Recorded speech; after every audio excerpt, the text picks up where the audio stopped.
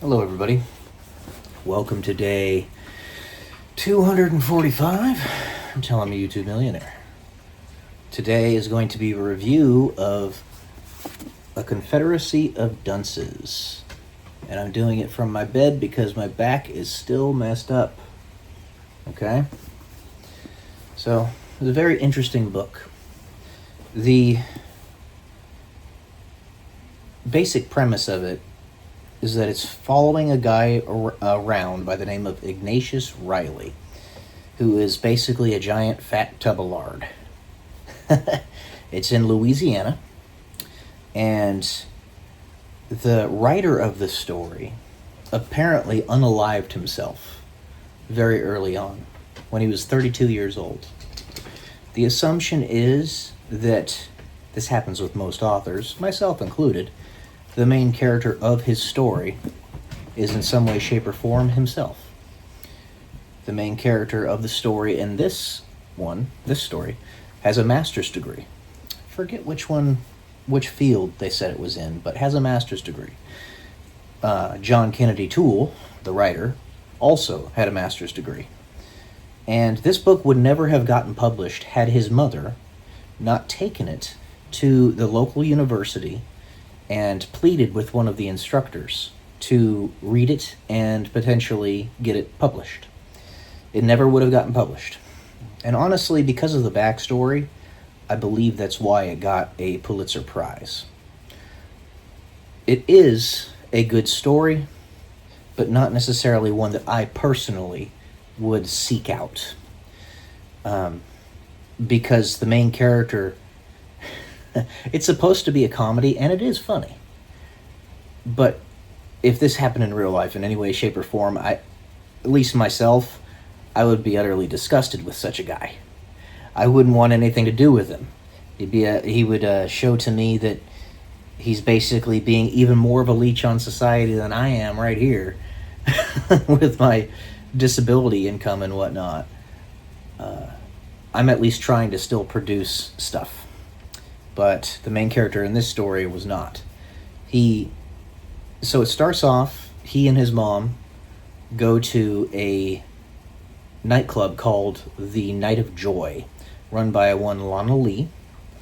And his mother, who's kind of I guess the word is floozy, she drinks a lot. She's a lush, there we go. She's kind of a lush, gets drunk there, and then decides to get behind the wheel of a car to drive back home. And their living conditions are horrible. They're basically living in squalor. It's like hardly what you could consider a house, what they're living in. But she crashes into a person's porch, balcony, like a stand that was, or a pillar that was holding up a balcony, and causes it to collapse, and she just speeds away. Now, of course, they saw her when this happened. So she gets a summons from an officer, Mancuso. His name is kind of strange. Angelo Mancuso, I believe it is. Who's also kind of the dunce, or the one always wearing the dunce cap in the precinct. He's like the lowest of the rung of the people in the precinct, because he's an officer, right? He does undercover work, but he's a goof. He's even more of a goof than I am. But nevertheless, he sees this happen, and so do a bunch of other people, and they bring the bill to his mother. It's $1,200, which they're living off of government assistance as it is, and this was back in 1975-ish, right around there. So multiply that $1,200 by like 8, and that's what it would be in today's dollars. It'd be like 9,000 something. Well, I guess that's, 9,600. So they're just not going to be able to make money for it. And the main character, Ignatius Riley, is a waste of space. He's morbidly obese. He doesn't work. He sits in his room writing nonsense in his little Big Chief tablets and yanks his noodle all day. Towards the end of the book, he does it many, many, many times in the course of a couple days because, well, I'll tell you in a second. So yeah, his mother basically forces him to get a job because they need to find a way to pay it back. This $1,200, so the balcony can be fixed. And she doesn't want to take out a mortgage on the home, and Ignatius doesn't want her to sell the home either. So he goes out and starts working. He starts off at this place called Levi Pants, or Levy Pants, depending on how you pronounce it. I don't know. They don't state in the book. But he wreaks havoc there. It's basically a whirlwind. Gets several people fired. Gets the entire workforce on the factory floor to basically riot up to the administration office. And yeah, he just causes a mess. And he also writes a very scathing letter to one of the 2 outlets that still sell Levi Pants, because the owner of Levi Pants, Gus Levi, or Levy, whatever, does not care about the business because his dad was an a-hole and he didn't appreciate his dad and just kind of left it to do its own thing. So he left the writing of letters of appreciation to these 2 outlets that they still sold to his office administrator, which is a guy by the name of Gonzalez, I believe. But Ignatius forges the signature and writes the letter himself, and he is indeed intelligent. His grammar and vocabulary are very robust, but he's an asshole. He thinks he's better than everybody, and he wrote as much in the letter to this other outlet. The guy who he wrote to is a guy by the name of Abelman. And then he gets fired from that job because Gus Levi sees everything that happened, not the letter part, that comes later. And so basically what happens is Gus sees the rioting factory workers come up to the office, and that's where he asks who's doing this. Ignatius obviously is the guy who's doing it, and he's just supposed to be a filing clerk, and they fire him. So he's like, well, shoot, can't get that job. The next job he gets is selling weenies, hot dogs. He ends up eating about 90% of the inventory himself.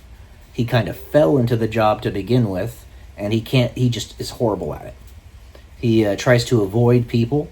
He doesn't want to sell to anybody. And like I said, he eats 90% of the inventory himself. He also has some miscreants that are trying to use him as a fall guy to sell their P-word, their pornographic pictures of Lana Lee and the Night of Joy. Well, eventually he gets, he finds out this is what they're doing, and he blackmails the kids, because they're kids selling these nudes to other kids in the high school and stuff, to pay him $10 every time they want to do this, which back then was a lot of money. But they're okay with it because they're making even more than that. But he then, this whole mess,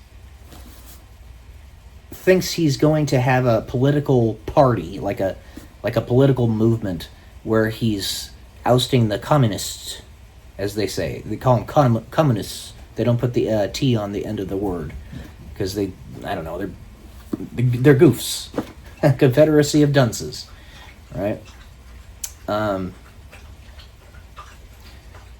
So they have a meeting, which is actually a party, organized by Dorian, who is a femboy. He's gay, right?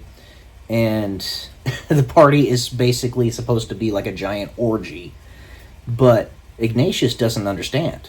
He thinks it's actually supposed to be a political movement where he's going to give a big speech.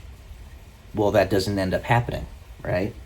Instead, there's a couple women that always break into their parties when they have them at Dorian's house. So he just says, fine, come in here. They end up booting him out of the party because he's just a Debbie Downer. And that's what ends up happening. And then Ignatius runs into, he just so happens to fall into the Night of Joy's vicinity, goes into the Night of Joy, because he wanted to see a particular performer, because they're doing a striptease with a parrot.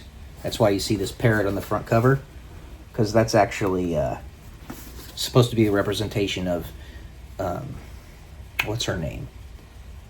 Dana, I believe. The striptease had a pet parrot, and the pet parrot was actually part of the play, right? Where it's going to just pull a string on her robe, and it was supposed to all come off for everybody. Well, Lana Lee, who's the owner of the establishment, sees that Ignatius is there when she told him never to come back because of what happened prior. Well, he blunders out of the building, tries to get away from her, and then almost gets run over by a bus, but gets pushed over to the side by another one of the employees at the Night of Joy. His name is Jones. Well, he gets fired, along with, I believe her name is Dana. I forgot. It's a very strange book with a lot of very strange things that happen.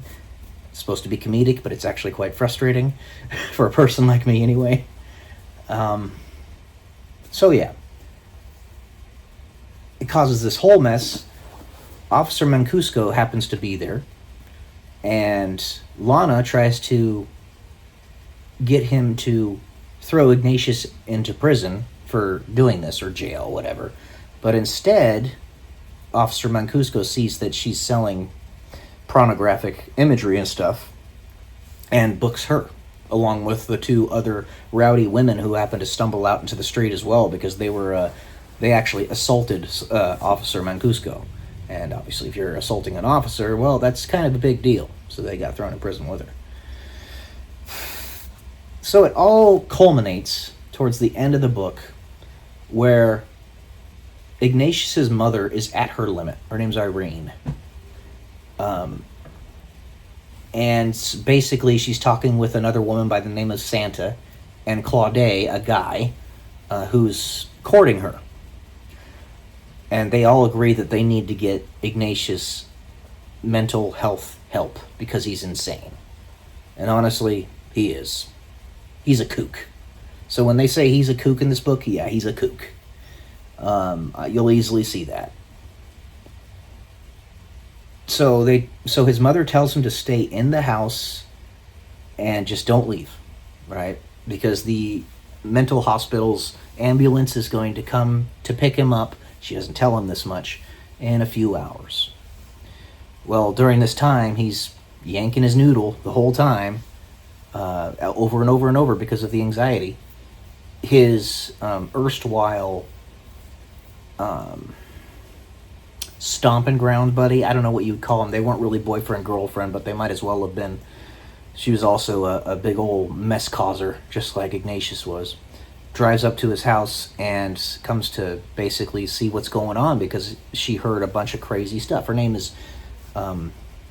Myrna. Heard all about it. So, he doesn't tell her all the details, but right when he is leaving with Myrna in her car, that's when the ambulance comes to the house to try to pick him up and take him to the charity mental hospital. Which he should have gone to, honestly, because he is a kook. And that's basically the story.